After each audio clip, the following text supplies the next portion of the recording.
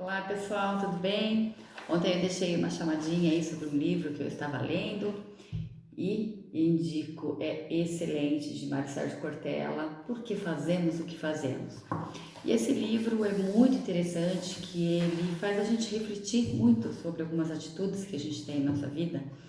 E dentre os capítulos aqui, eu escolhi um que eu achei assim muito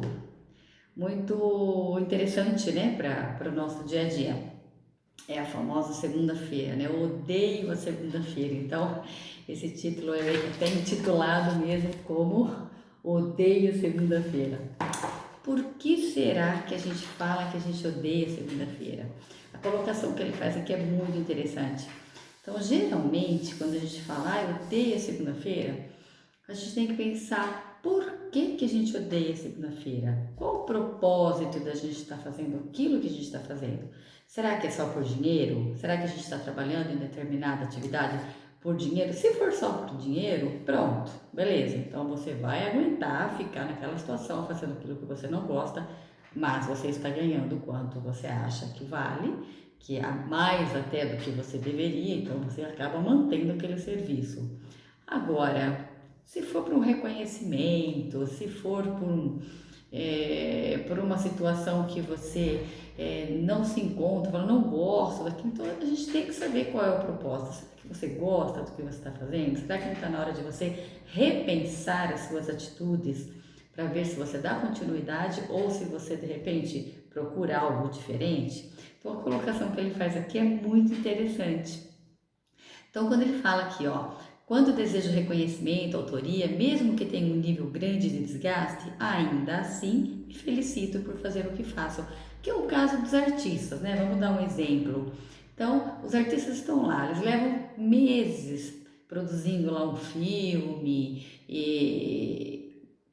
para esperar o resultado. Então, assim, é desgastante, é cansativo? É, mas ele sabe que no final daquilo ele vai ter uma grata recompensa, ele vai ter um reconhecimento, entendeu? Então, isso faz com que ele tenha vontade de continuar, tenha vontade de trabalhar, por mais que ele esteja cansado. A segunda-feira não é tão pesada assim.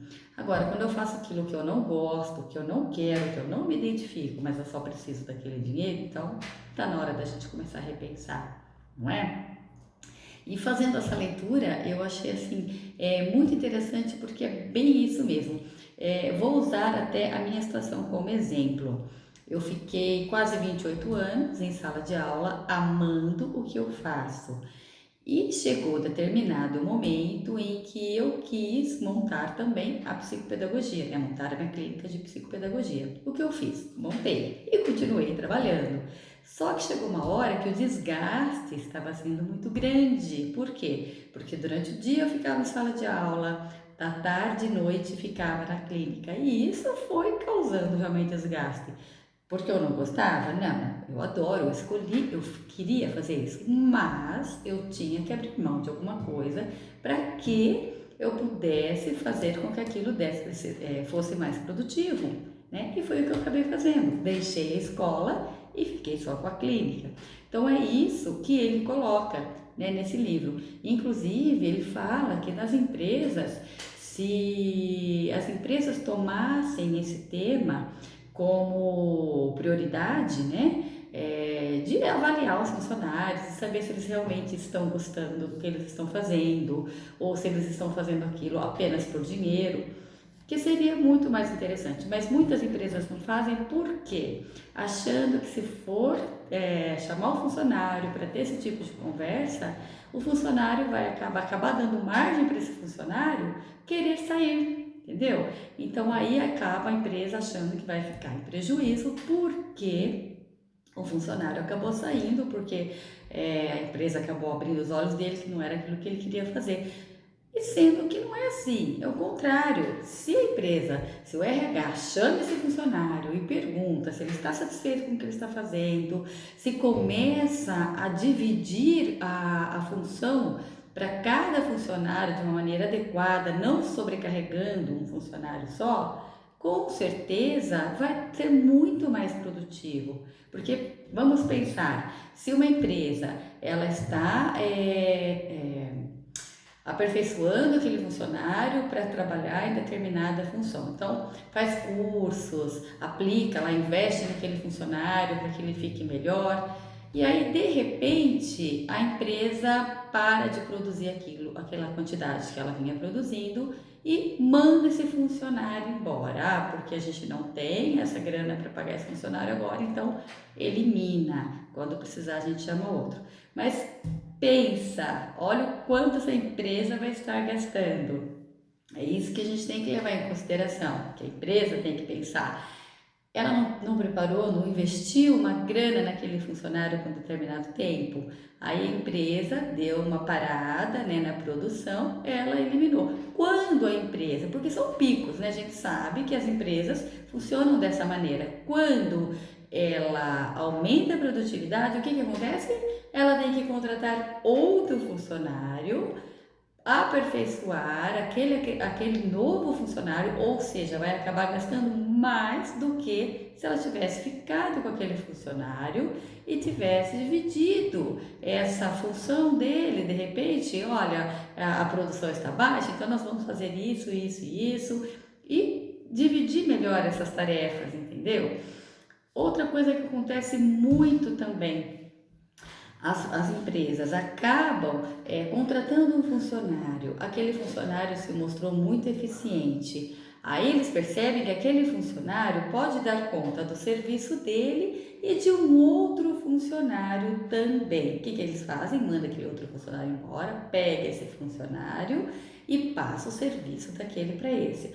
Mas o que eles não percebem é que vai causando um desgaste, vai causando uma fadiga de chegar realmente a falar, poxa vida, tem segunda-feira de novo? Não porque ele não gosta do serviço dele, mas porque ele está sobrecarregado. E aí a gente tem que pensar muito em questão da produtividade mesmo, que até ele coloca aqui, né?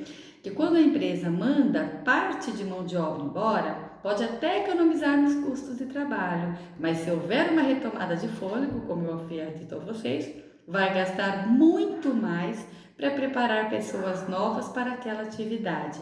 Portanto, é uma questão de inteligência operacional.